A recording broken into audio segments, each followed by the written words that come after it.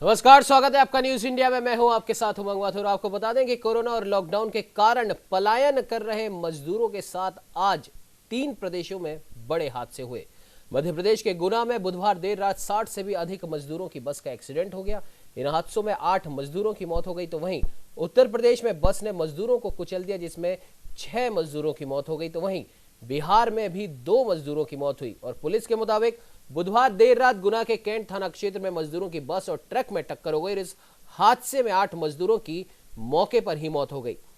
तो वहीं अगर हम बात करें, प्रधानमंत्री नरेंद्र मोदी द्वारा कोरोना संकट से निपटने के लिए 20 लाख करोड़ रुपए के पैकेज देने का जो ऐलान किया गया था, इसके पहले चरण में बुधवार को वित्त मंत्री निर्मला सीतारमण ने कई ऐलान किए, जिनमें से करीब 5.94 लाख करोड़ रुपए के राहत पैकेज देने की बात की गई। लेकिन दिलचस्प यह है कि इनसे सरकार की जेब से फिलहाल 56,500 करोड़ रुपए ही खर्च होंगे।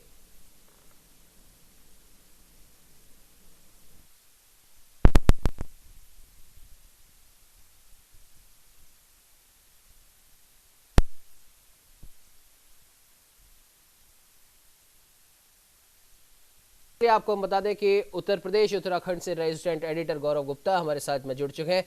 गौरव जी, सबसे पहले तो हम बात करें, जो ट्रेन और बस जो चलाई गई थी मजदूरों के लिए, श्रमिकों के लिए, प्रवासी लोगों के लिए जो अपने गृह राज्य की ओर वापस लौटना चाहते थे, राज्य सरकारों द्वारा, केंद्र सरकार के द्वारा बड़े बड़े ऐलान किए गए कि हमने समुचित व्यवस्था करी है। तो अगर यही समुचित व्यवस्था थी तो आज सुबह जो हादसे हुए हैं, करीब 15 से 16 लोग काल के गाल में समा गए। और तमाम राज्य सरकारों के मुखियाओं ने यह ऐलान किया था और इस बारे में निर्देश भी दिए थे कि सभी सरकारों के जो प्रतिनिधि हैं, जो क्लरिकल स्टाफ है, जो भी जिम्मेदार लोग हैं, वो जो भी मजदूर सड़क पर है उसे बस में या ट्रेन में उसकी व्यवस्था करवाए।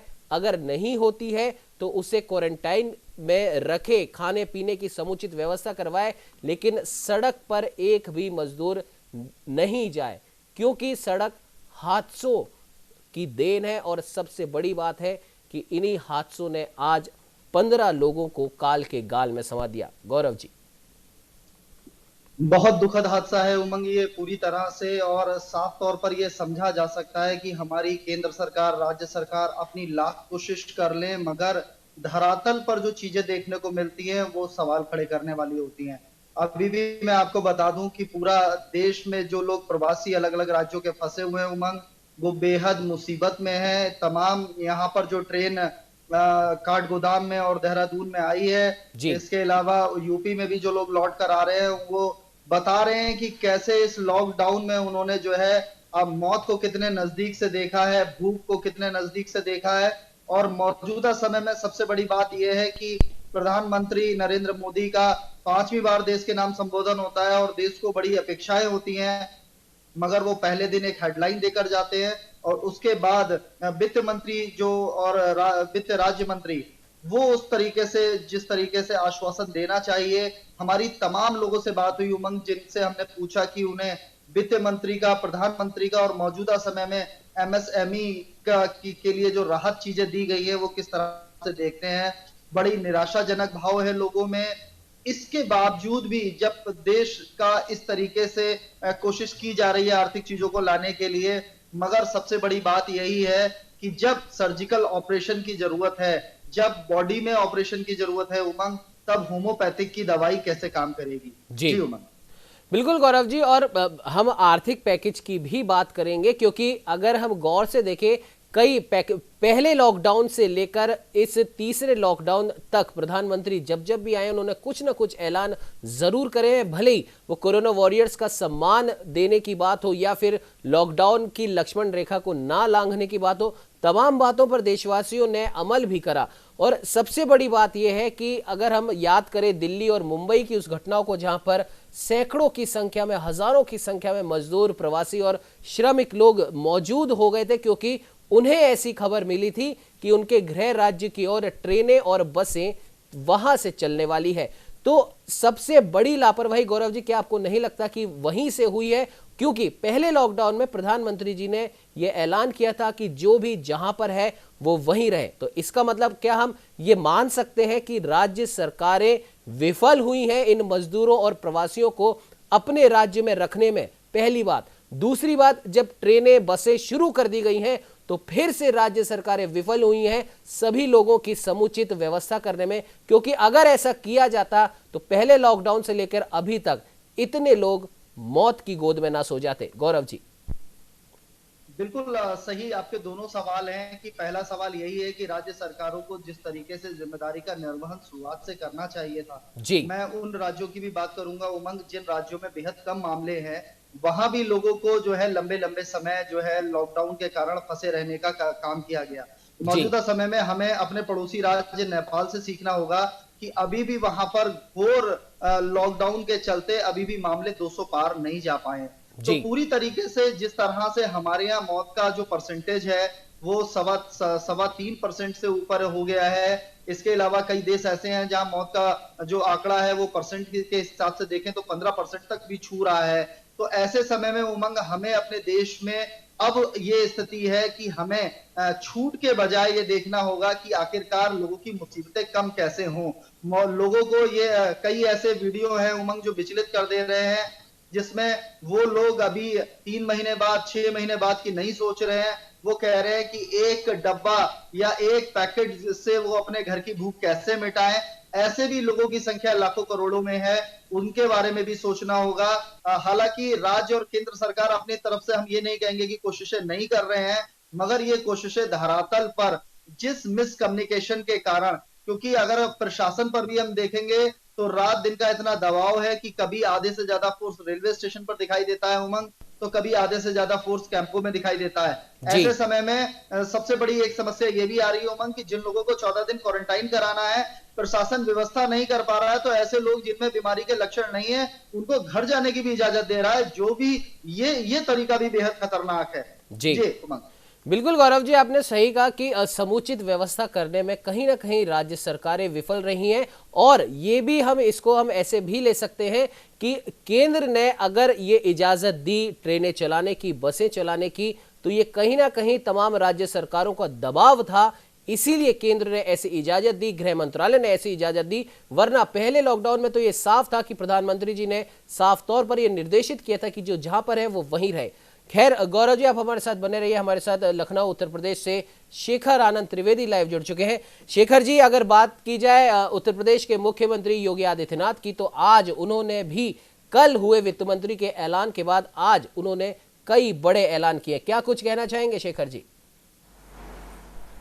बिल्कुल, इसमें कोई दो राय नहीं है। मुख्यमंत्री योगी आदित्यनाथ उत्तर प्रदेश में फ्रंट फुट पर खेल रहे हैं। कोरोना जैसी महामारी का अगर किसी को ये देखना हो, किसी भी प्रदेश को, कि किस तरीके से इतने बड़े प्रदेश में इतनी बड़ी जनसंख्या के साथ जी आप सरवाइव करते हैं कोरोना से लड़ते हुए, और गतिमान अवस्था में लगातार हर क्षेत्र में हर तरीके से गति देते हुए अगर किसी को देखना है, तो इसमें कोई दो राय नहीं है कि उत्तर प्रदेश के मुख्यमंत्री योगी आदित्यनाथ इसका सबसे बड़ा उदाहरण है। उमंग, मैं सिलसिलेवार तरीके से आपको थोड़ा सा बताना यह चाहूंगा कि कोरोना जैसे ही लॉकडाउन हुआ आज से 2 महीना पहले, उस समय से लेकर के और आज तक की स्थिति में उत्तर प्रदेश अगर आप देखेंगे तो सबसे ज्यादा हैपनिंग स्टेट रही है। एक समय ऐसा था जब उत्तर प्रदेश के कई जिले ग्रीन जोन में थे, फिर धीरे धीरे ऐसा देखने को मिला कि उत्तर प्रदेश में एक एक दो मामले सामने आना शुरू हुए। शुरुआत यहीं राजधानी लखनऊ से हुई थी।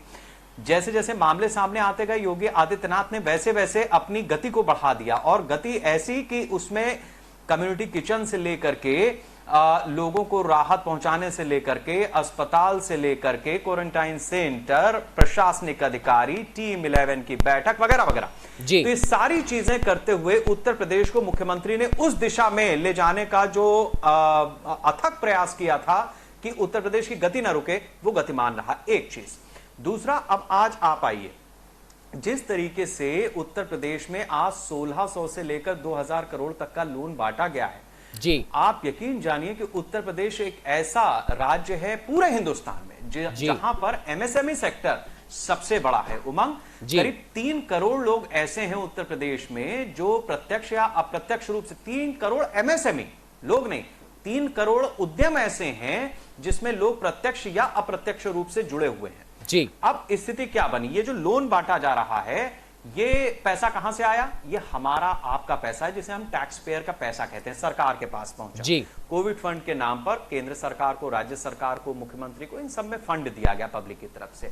अब सवाल यह है, जिसके ऊपर बहस हो रही है, बवाल हो रहा है, कि या तो आप ये लीजिए कि शेखर जी ये लीजिए, उमंग जी ये लीजिए, आपने पिछले 2 महीने से आप परेशान है, लॉकडाउन है, ये आपके खाते में गया 5,000 रुपया या 50 लाख रुपया जी। अब आप थोड़ा सा निश्चिंत हो जाइए, आप खर्चा पानी चलाते रहिए। ये एक स्थिति है। दूसरी स्थिति यह है कि आपसे ये कहा सरकार ने कि भाई शेखर जी, उमंग जी लीजिए 50 लाख रुपया या 5 लाख रुपया, और आप क्या कर सकते हैं, ये देखिए कितने लोगों को रोजगार दे सकते हैं, ये देखिए, जो मदद चाहिए वो हमसे बताइएगा। अब क्या हुआ कि है, लेकिन फर्ज कीजिए कि एक सैनिटाइजर बनाने की एक मशीन जो 1,00,000-1.5 लाख रुपए की सरकार की तरफ से मिलती है, हमने लगाई और उसमें 2 लोगों को एम्प्लॉय कर दिया। वो सैनिटाइजर भी सरकार खरीद रही है जी। तो ऐसी स्थिति जहां पर सरकार पूरी तरीके से आपके साथ खड़ी है, ये देखने वाली बात है कि आप किस तरीके से चीजों को आगे। एमएसएमई सेक्टर, जैसा मैंने बताया कि 3 करोड़ लोग हैं जो इस धंधे से लगे हुए हैं, 75 जिले हैं उमंग उत्तर प्रदेश में जी। आप रामपुर चले जाइए, वहां का चाकू मशहूर है। आप आगरा चले जाइए, वहां का पेठा मशहूर है। आप लखनऊ चले आइए, यहां चिकन कारीगरी मशहूर है। आप भदोही चले जाइए, वहां कालीन का उद्योग है। सीतापुर चले जाइए, वहां कालीन का उद्योग है।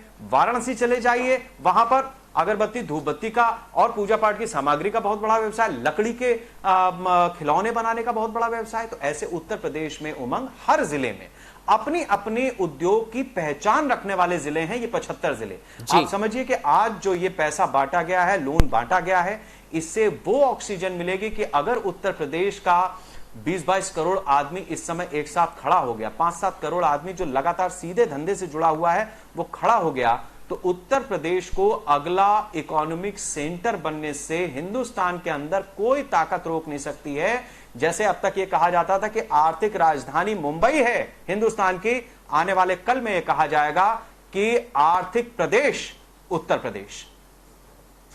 शेखर जी, आपने सही कहा कि पूरे उत्तर प्रदेश में जो 75 जिले, ये हर एक जिला अपने आप में एक उद्योग चला रहा है, और इन्हीं उद्योगों के लिए शायद आज मुख्यमंत्री योगी आदित्यनाथ ने जो ऐलान किया वो इन उद्योगों को राहत देने वाले हैं। लेकिन शेखर जी, अगर एक बात इसमें छोटी सी इसमें एक सवाल ये उठता है, जैसे कि प्रधानमंत्री जी ने भी कहा था कि स्वदेशी अपनाइए, आत्मनिर्भर बनिए, तो आखिरकार जैसे हमारी कल भी शेखर जी इस पर चर्चा हुई थी कि स्वदेशी का क्या मतलब है, क्योंकि कल ही गृह मंत्रालय की तरफ से भी एक जानकारी दी गई कि सेना की जो कैंटीन है वहां पर सभी प्रकार के स्वदेशी उत्पादों का ही यूज किया जाएगा। तो आखिरकार स्वदेशी से सरकार कहना क्या चाहती है? सरकार स्वदेशी का मतलब उनका सिर्फ उद्योगों से है, या आम जरूरत की जो चीजें हैं जो दैनिक जीवन में हम लोग इस्तेमाल करते हैं उनसे है? आखिर में स्वदेशी से सरकार कहना क्या चाहती है और लोग क्या समझना चाहते हैं स्वदेशी से? क्योंकि जैसे ही प्रधानमंत्री जी का भाषण खत्म हुआ, आपने भी देखा होगा सोशल मीडिया पर तमाम तरह के मैसेज वायरल हो गए, स्वदेशी और देशी और विदेशी चीजों की एक लिस्ट तैयार होकर सबके मोबाइल में आ गई। शेखर जी।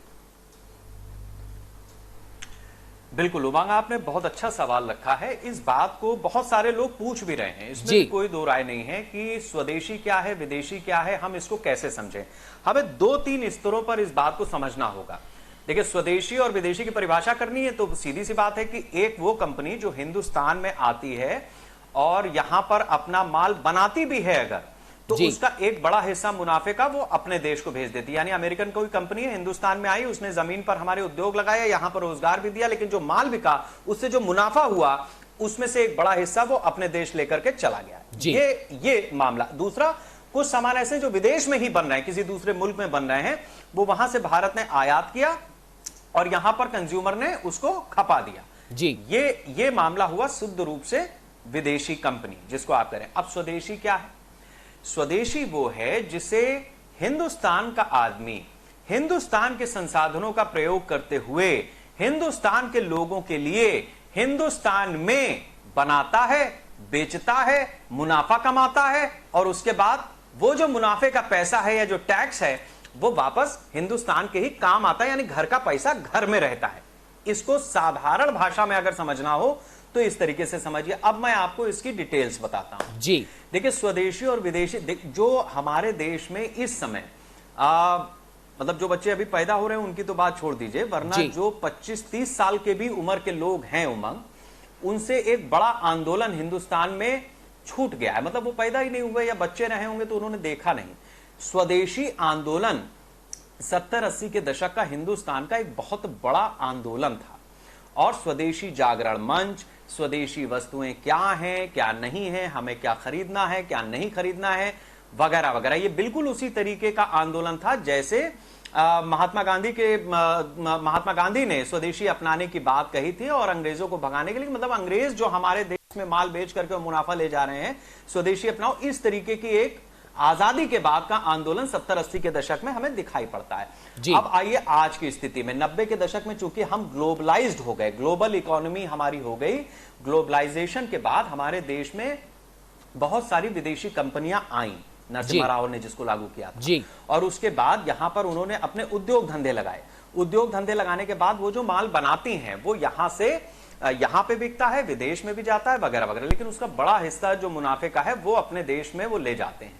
ये ग्लोबलाइजेशन के बाद अब आज जिस बात को प्रधानमंत्री कह रहे हैं, अब उस पे आइए जी। प्रधानमंत्री ये कह रहे हैं कि देखिए हम आपको लोन दे रहे हैं, आप खुद उद्यम स्थापित करने के लिए अपने आप में सक्षम है, आप वो इस्तेमाल कीजिए प्रोडक्ट जो हिंदुस्तान का आदमी ही बना रहा है। मसलन लखनऊ, अब आप चले, आपको एक पंखा लेना है, गर्मी आ गई है, आपको एक पंखा लेना है जी। तो पंखा लेने के लिए दो रास्ते हैं, एक तो ये है कि LG और ओरिएंट ऐसे बड़े बड़े ब्रांड्स हैं जो आपको किसी भी बड़े शोरूम में या छोटे शोरूम में उनके पंखे आपको मिलेंगे। दूसरा ABC, इसके बाद जो कैटेगरी आती है उसमें कोई मेघदूत नाम का पंखा होगा, कोई उजाला नाम का पंखा होगा। मैं उदाहरण दे रहा हूं, नाम ये कोई जरूरी नहीं है, काल्पनिक नाम है जी, लेकिन इसको पता है आपको कौन बना रहा होगा। इसको कोई फूलचंद चौधरी बना रहे होंगे, इसको कोई मनीष श्रीवास्तव बना रहे होंगे, इसको कोई हिमांशु जौहरी बना रहे होंगे। कौन होंगे पता चलेगा कि उमंग के पड़ोसी हैं, शेखर त्रिवेदी के पड़ोसी हैं, वो पंखा बनाने का काम करते हैं। तो ये है स्वदेशी, हमें पंखा चाहिए, हमें पता है कि मनीष श्रीवास्तव जो पंखा बना रहे हैं वो हो सकता है कि ओरिएंट के मुकाबले देखने सुनने में बहुत अच्छा ना हो या उसकी क्वालिटी उस तरीके की ना हो, लेकिन अगर हमने उनसे लिया तो उनके साथ में जो लोग 10 उन्होंने एम्प्लॉय कर रखे हैं, पैसा उनको प्रॉपर देने की स्थिति में आएंगे, उनकी जेब में पैसा जाएगा, वो अपनी क्वालिटी को सुधारेंगे। तो ये है स्वदेशी। इस बात को कहना चाह रहे हैं प्रधानमंत्री कि अगर आपको पंखा बनाने की तकनीक मालूम है और किसी बड़ी कंपनी में नौकरी कर रहे थे तो अपनी फैक्ट्री डाल दो, लोन हमसे ले लो, बेचो माल, हम पब्लिक से कह रहे हैं वो खरीदेगी।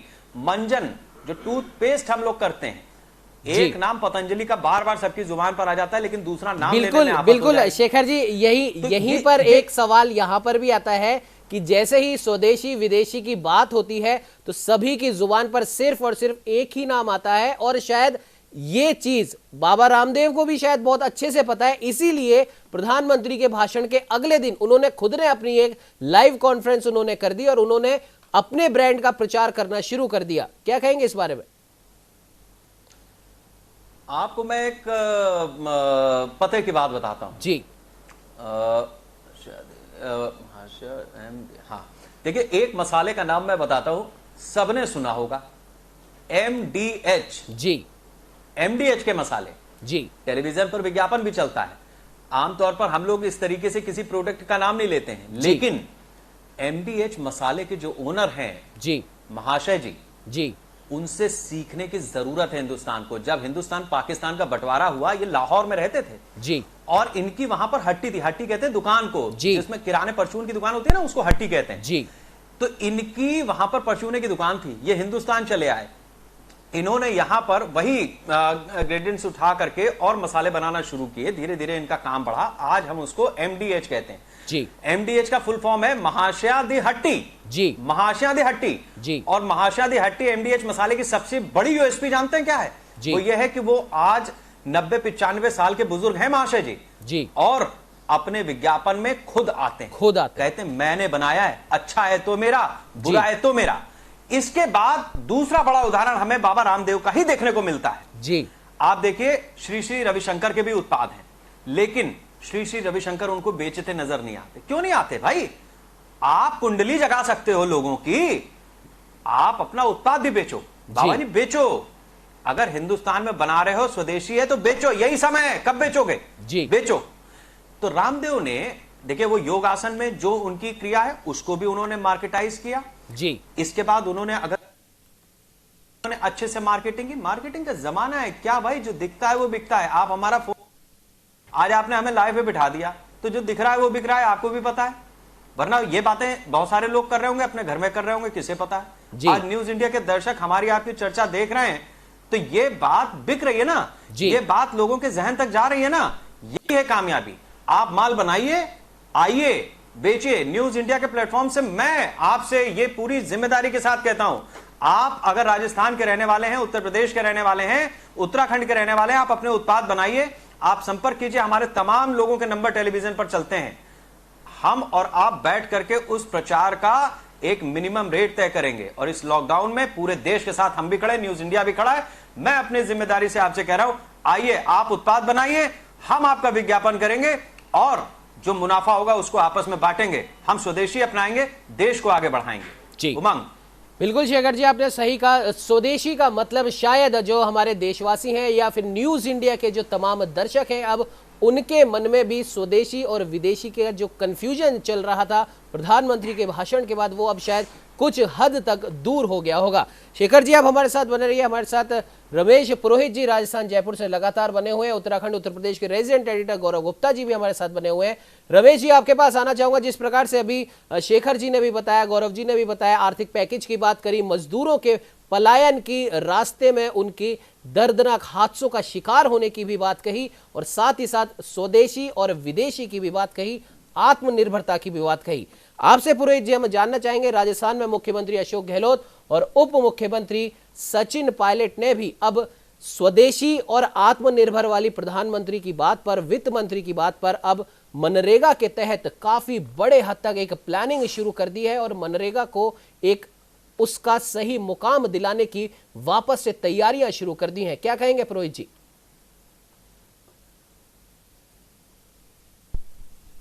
सही कह रहे हैं उमंग, मैं शेखर जी की ही बात को आगे बढ़ा रहा हूँ। जो बात उन्होंने कही है उसका बहुत बड़ा एक मतलब है और वो दूर तक जाता है। मैं आपको थोड़ी सी जानकारी यूँ दे दूँ कि 1947 से पहले के जो हालात थे उसमें बाद जो क्या कहना चाहिए स्वदेशी जो जागरण अभियान उस दौरान हुआ था, और जो अंग्रेजों के जो सामानों का जो बहिष्कार करने की जो एक अपील का असर पड़ा था आज़ादी के आंदोलन के दौरान, ठीक वैसे ही हालात आज, हालांकि वो वाली स्थितियां नहीं है, लेकिन आर्थिक विषमता कोरोना वायरस के कारण से जो ग्लोबल स्तर पर पहुंची है और तमाम जो दो देश है वो कहीं न कहीं इससे जरूर प्रभावित हुआ है, चाहे वो अपने खुद के देशों की अगर बात करें या ग्लोबल जो इकोनॉमिक जो रिलेशंस है उस पर भी इसका असर पड़ा है।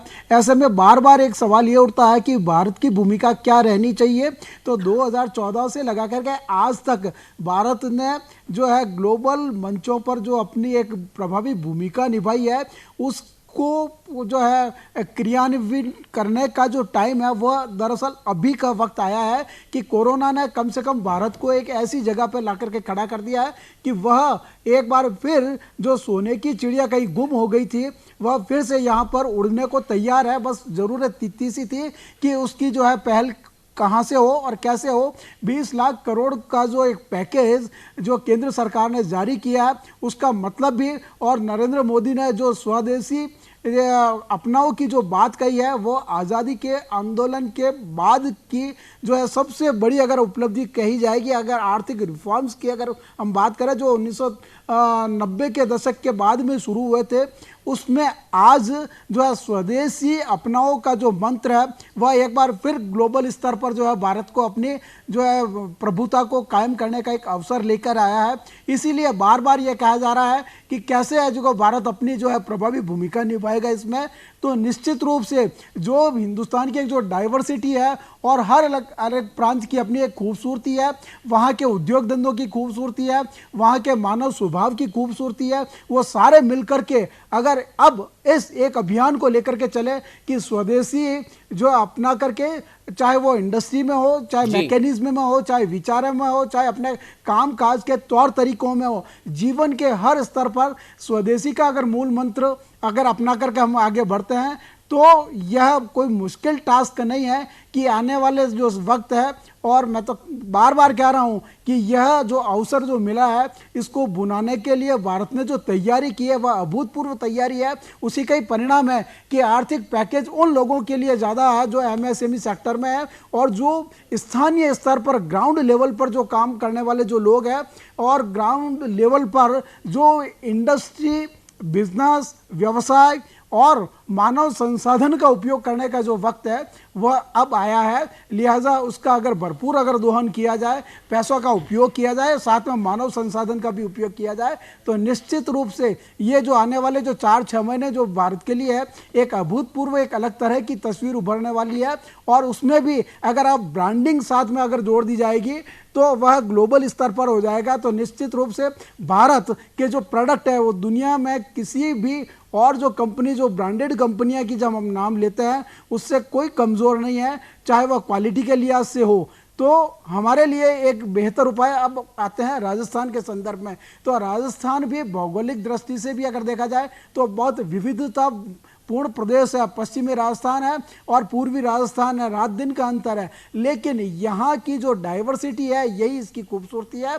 अब मुख्यमंत्री अशोक गहलोत भी इस अवसर को जो है भुनाने के लिए जो तैयार है, टास्क फोर्स काम कर रही है अपनी, और किस तरह से ग्रामीण क्षेत्रों में जो ग्राम्य अर्थव्यवस्था की हम बात करते हैं उसका जो है क्रियान्वयन अगर सही तरीके से हो जाता है तो राजस्थान भी जो है पूरे देश की जो एक डिमांड आ रही है स्वदेशी अपनाओ के, उसमें बहुत महत्वपूर्ण भूमिका। और ख़ास बात यह भी है कि राजस्थान के जो प्रोडक्ट है, यहाँ का जो टूर और टूरिज्म जो है, और यहाँ के जो सांगानेर का हो, बगरू का हो, वस्त्र उद्योग, वो एक्सपोर्ट ओरिएंटेड यूनिट्स में आती है, यहाँ की एक पहचान बनी हुई है।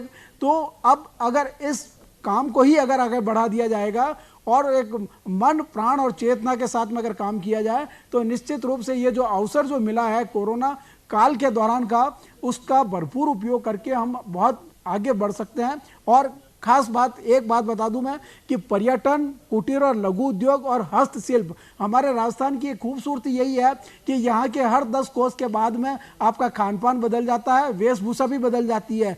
तो वेशभूषा अगर कपड़ों के अगर लिहाज से भी देखें तो जो डाइवर्सिटी यहाँ पर आपको कहीं पे चटक रंगों के जो कपड़े मिलते हैं, परिधान मिलते हैं, ग्रामीण क्षेत्रों में जो महिलाएं जो वस्त्र पहनती है उसकी अगर मार्केटिंग भी अगर ढंग से हो जाएगी तो यही वस्त्र उद्योग ग्रामीण क्षेत्र में कुटीर और लघु उद्योग के रूप में पनपते हुए तो ग्रामीण महिलाओं को भी उतना ही सशक्त करेगा जितना कि जो है अन्य उद्योग और व्यवसाय कर रहे हैं। तो लिहाजा यह जो वक्त है वह वास्तव में जो है भारत के लिए, राजस्थान के लिए एक अलग तरह का एक अवसर देता है, जिसमें कि ग्राम्य अर्थव्यवस्था को एक बार फिर से शुरू करते हुए जो है स्वदेशी जो अपना करके इसका जो है दोहन बहुत अच्छी तरीके से हो सकता है। बिल्कुल पुरोहित जी, आपने सही कहा। और सबसे बड़ी बात यह है कि इस समय जो अवसर जो दिया है प्रधानमंत्री ने, वित्त मंत्री ने, जितने भी पहले तो प्रधानमंत्री जी ने 20 लाख करोड़ के आर्थिक पैकेज का ऐलान किया, उसके बाद कल वित्त मंत्री ने आकर किसको क्या मिलेगा, कितना मिलेगा, उसके बारे में अपनी पहली जो किस्त थी उसका ऐलान किया। और उसमें जो कुटीर और लघु उद्योग हैं, एमएसएमई है, उसको काफी बड़ी राहत दी थी। फिलहाल बुलेटिन में इस समय वक्त हो चला है एक छोटे से ब्रेक का। आप लोग हमारे साथ बने रहिए। ब्रेक के बाद इस चर्चा को यूं ही जारी रखेंगे, लेकिन उससे पहले हम आपको ग्राफिक्स के जरिए दिखाते हैं कि भारत का कौन सा स्थान है कोरोना महामारी में आर्थिक पैकेज देने का। आप देख सकते हैं जापान ने इस कोरोना महामारी में 21.1% का योगदान दिया, अमेरिका ने 13% का, स्वीडन ने 12%, जर्मनी ने करीब 10.7% और भारत का 5वां स्थान है। भारत ने अपनी जीडीपी का 10% यहां पर आर्थिक पैकेज का ऐलान किया।